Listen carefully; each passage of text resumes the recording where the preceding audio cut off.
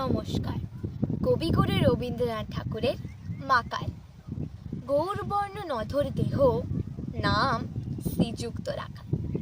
জন্ম তাহার হয়েছিল সেই যে বছর আকাল।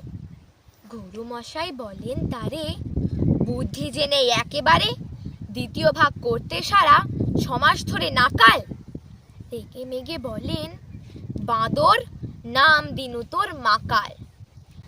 নামটা শুনে ভাবলে প্রথম পাকিয়ে যুগল পুরো।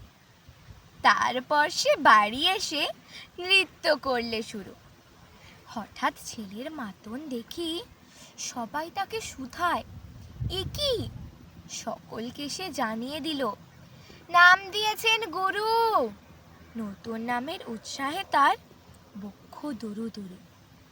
কোলের পরে বসিয়ে দাদা বললে কানে কানে, গুরুমশাই কাল দিয়েছেন, বুঝিস নে তার মানে?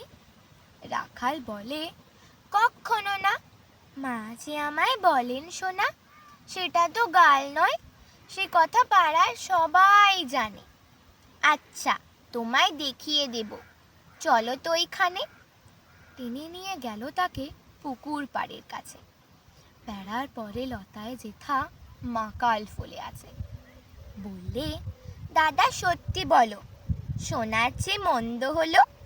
তুমি শেষে বলতে কি চাও, গাল ফলেছে গাছে?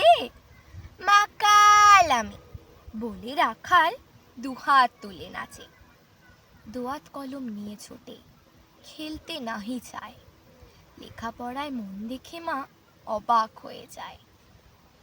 খাবার বেলায় অবশেষে দেখে ছেলের কাণ্ড এসে, মেঝের পরে ঝুঁকে পড়ে খাতার পাতাটায় লাইন টেনে লিখছে শুধু মাকাল চন্দ্র রায়।